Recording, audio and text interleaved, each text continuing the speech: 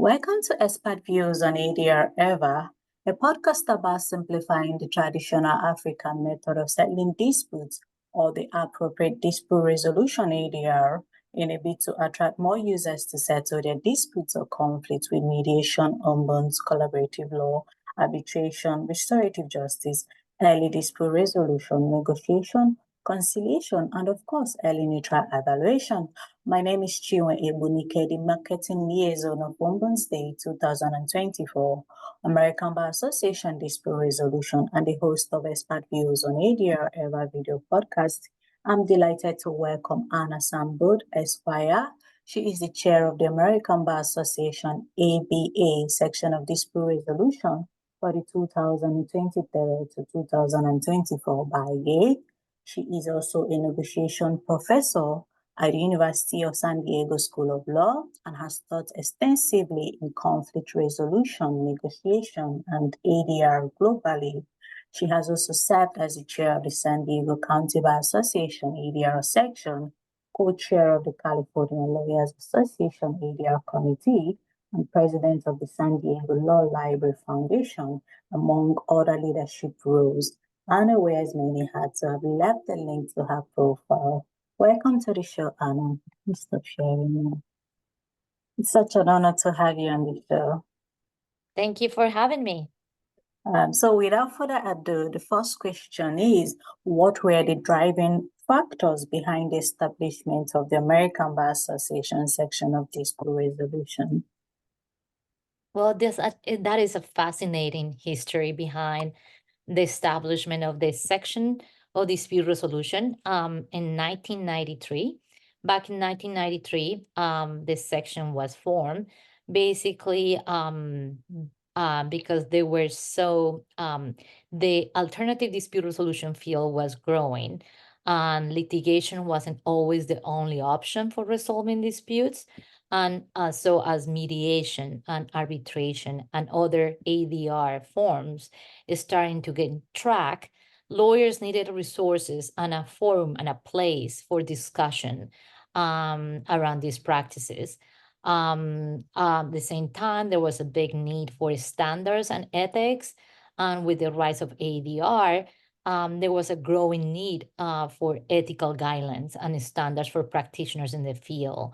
The ABA section of dispute resolution could help establish these best practices and provide all the resources for practitioners. At the same time, new practitioners needed resources for professional development. So this section was able to provide lawyers with educational programs and resources specifically focused on dispute resolution skills and knowledge. So by forming the ABA dispute resolution section, members and all the lawyers and the non-lawyers involved in the ABA could address those needs and ensure this field was able to have a place within the American Bar Association. Okay, thank you so very much. So as the current chair of the section, could you elaborate on the role and functions of the American Bar Association dispute resolution? Yes, I'm very proud to say that the American Bar Association dispute resolution section is now the largest association of ADR professionals in the whole world. We have more than 10,000 members that are practicing as mediators, arbitrators, ombuds. We have retired judges they're becoming ADR professionals. We have academics, professors that they teach ADR all over the world. We have law students. And by the way, law students from any country in the world can join the ABA and this section for free. You just have to be currently enrolled in a law school right now to be able to join for free. And as a global leader in conflict management and dispute resolution, the ABA DR section has been at the forefront of the development of use of efficient and really efficient methods of dispute resolution like mediation and arbitration. Okay, thank you so very much. So what does this section offer its members? Well, we offer our members, first of all, the section is committed to providing relevant training, educational programs, and resources to become an ADR professional and to develop and improve your practice. So if you want to become an ADR professional, the ADR section is the place to be. Why? Because the reality is that there is no defined path to become an ADR professional. Yeah. So, for example, when I joined this section almost 15 years ago, I learned a lot about the field and the practice of ADR by attending the spring conference, our mediation institute, our arbitration institute, and by meeting all the members of the section, by finding the webinars, the programs, the educational resources.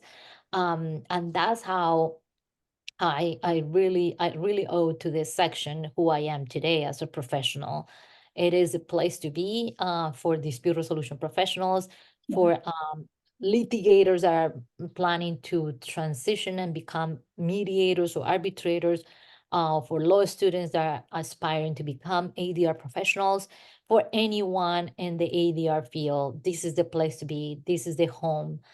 And as a second thing that we offer, but the section is committed to our members and to work on important policy matters that it matters in the DR field and ADR field. And we are committed to shape the dispute resolution practice. These include providing model standards of conduct for mediators, the revised Uniform Arbitration Act. We contributed to those. For example, the Code of Ethics for Commercial Arbitrators, the standards for establishment and operation of ombuds offices, and policy statements on federal consent decrees and mediation and the authorized practice of law. We provided guidelines and the good faith in mediation and principles in mediation, use of settlement techniques, and by judicial officers, pro bono policy for mediators and arbitrators. So recently, this section has developed different resolutions, and I'm planning to tell you more about that later. But in general, this section is committed to provide and promote mediation, arbitration, and ADR, and the use of ADR in general, and to provide our members with all the resources and the educational programs they need for professional development. Okay, thank you so very much. So, can you please expand on how the section serves the broader community? Yes, the broader community, as I mentioned, is dedicated to promote ADR and mediation and arbitration, like the main forms of ADR. But we're committed to provide educational programs and educate the community about different ways that people can resolve their disputes. That because as you know, litigation is pretty much the way that everybody thinks that is the only way to resolve disputes. And unfortunately, there are many alternative, how I like to say, appropriate ways to resolve disputes as mediation. And we just need to let people know that they have another option. They have another way to resolve their dispute, either a litigated dispute or a non-litigated dispute, either their family dispute, their divorce, their business dispute, their community dispute. Anything can be resolved in another way and not through the traditional litigation. So there's a lot of work to do in order to just educate our communities about the value, the benefits, and just letting people know that they can use another form of dispute resolution different from the traditional litigation. Thank you so very much, Anna. So, can you elaborate on the section's efforts to promote diversity and inclusivity, and what were the reasons behind it? And so far, what the benefits thus far? Well, diversity is one of the most it's included even in our mission statement. Is one of the things that is more important to us as a section, and is even included in the mission statement for this section that we encourage excellence and diversity in the provision of dispute resolution services, and so we as a policy making entity, the ABA House of Delegates has approved one of the resolutions that we work on back in 2018. And I would say that is one of the biggest accomplishments from our section. That was Resolution 105. And basically, Resolution 105, what in 2010, when it was issued and when it was passed, basically asked providers of domestic and international dispute resolution services to expand the rosters with diverse neutrals. And at the same time, we ask all the users of domestic and international neutral services to select more diverse neutrals.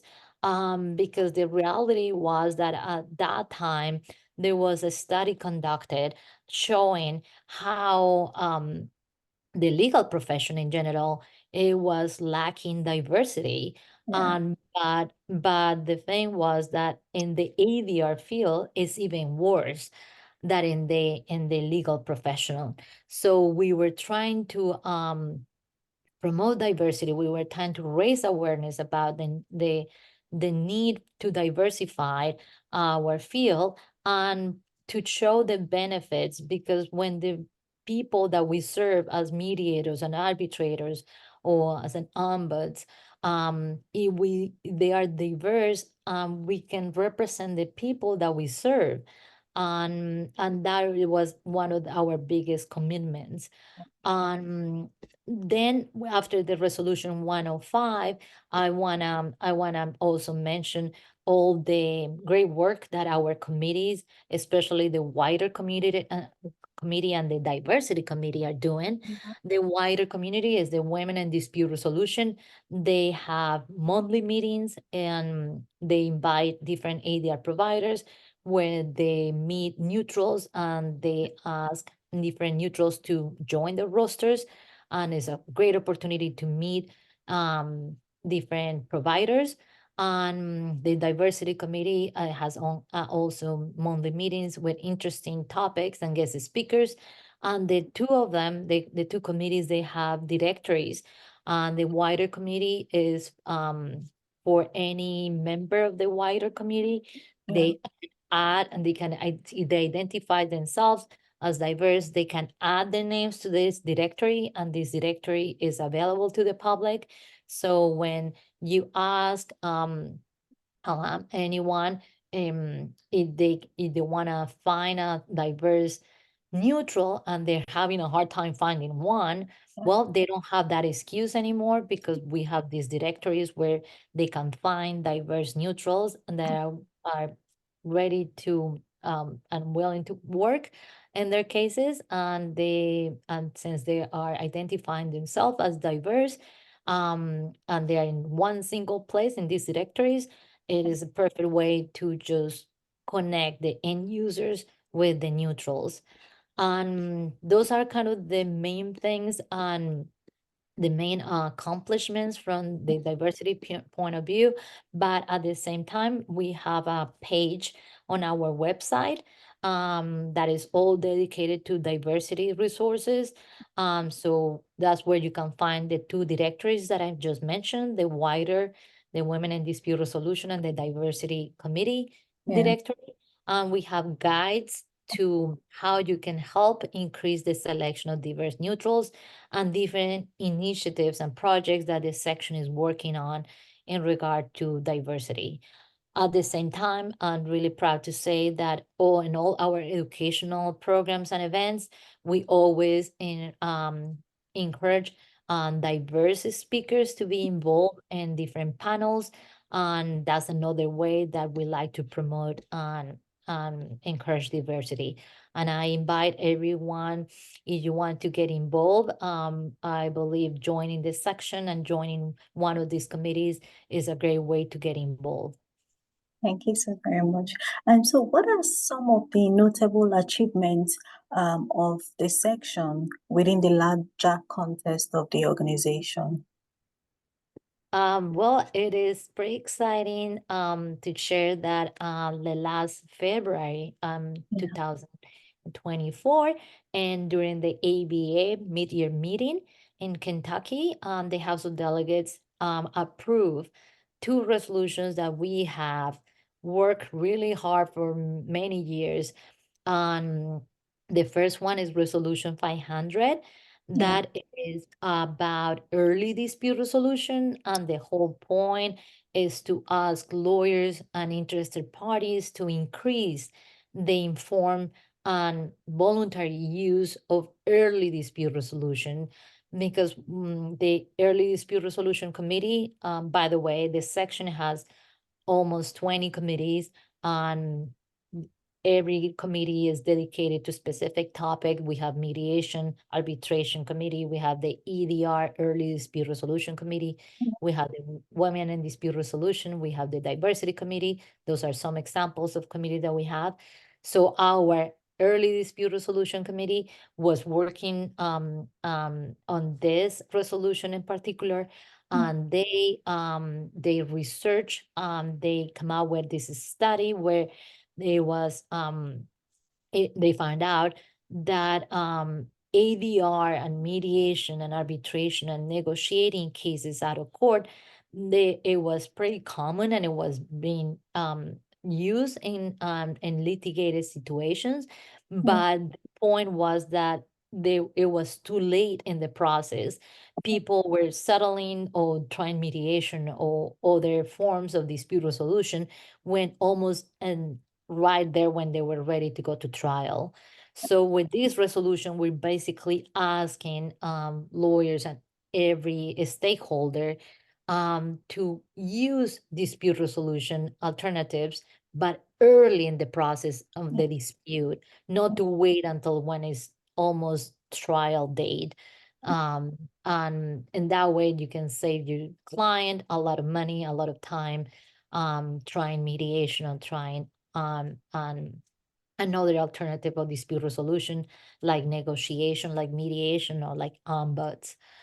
That was one of the biggest accomplishments, to get that resolution 500 approved. And at the same time, we worked really hard in a second resolution, that is the resolution regarding collaborative law.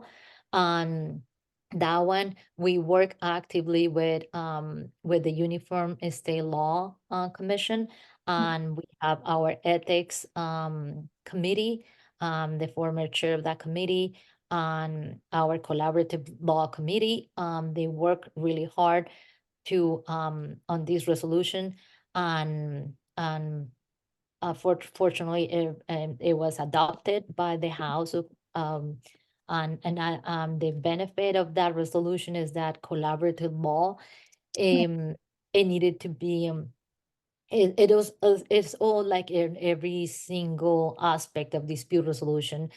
People and the communities need to be aware of that there are these options, Yeah. especially collaborative law is kind of it wasn't too common many years ago when we Yeah. first tried to pass this resolution at the House of Delegates. But nowadays, more and more states and more lawyers and counsel are engaging in the practice of collaborative law, and we really believe that is a great beneficial way to resolve any dispute in the collaborative and setting.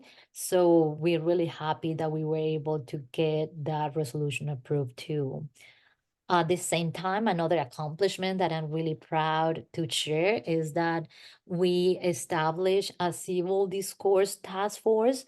And the goal with this task force is to implement the resolution 501 that was approved by the House of Delegates at the 2023 annual meeting, the last year in Denver. And the resolution basically asks the to emphasizing the principle of civility as the foundation for democracy and the rule of law, and is asking all lawyers and ABA member and entities, bar associations, to take meaningful steps to just improve and have constructive and conversations and just promote the constructive rule lawyers and promoting a more civil and public discourse. So we're really happy about those accomplishments, Resolution 500 regarding EDR, Yeah. and the Civil Discourse Task Force, and the Collaborative Law Resolution. Oh, thank you so very much. So, how can one become a member of the section? There is a link that I can share with you where people can join. They need to join the American Bar Association first, and then they can choose to join this section of dispute resolution. Yeah. And that way they join the section. And once you join this section, like I mentioned, you can join any of our 20 committees. There's no additional charge for joining any of the committees, Yeah. but I really believe joining a committee is the best way to get involved and to really meet other practitioners and other members, because we have really engaging meetings. Pretty much every committee has meetings once a month or twice a month, where they get together, they invite a different guest speaker, or they discuss different topics that are really relevant and important to that topic. And it is a really great way to be connected and meet other members of the section. Thank you so very much, Anna. We are running out of time, but let me quickly ask you about the upcoming spring conference. Can you tell us more about it? Yeah, I'm super excited about our spring conference that is coming up April 10 to 13 here in San Diego, my hometown. I'm super excited, and I'm looking forward to welcoming everyone here. The most exciting part is that for first time, we're offering a pre-conference workshop that Yeah. is going to be all dedicated to help you build your ADR practice or expand your ADR practice. Yeah. So if you are thinking about becoming a mediator, an arbitrator, or you want to just improve or expand your practice, ADR practice, Yeah. this is the workshop for you. And this is separate from the main conference. And this is Yeah. the first day of the conference on April 10. Yeah. And we're going to have great panels talking about different aspects of how to establish expand your practice. So I really recommend it. And I can send you the link to Okay. our spring conference and to our ADR practice building workshop, April 10th to 13th in San Diego. All right. Thank you so very much, Anna. Of course, this is a master class. Appreciate you sharing your insights and perspectives and all the learning you shared with us. And I believe that more members would join the section. All right. Thank you so very much. Just 1 minute to go. Thank you so very much, Anna. I appreciate you Thank coming on you. the show. Thank you for Thank having me. you. Cheers. Bye. Take care.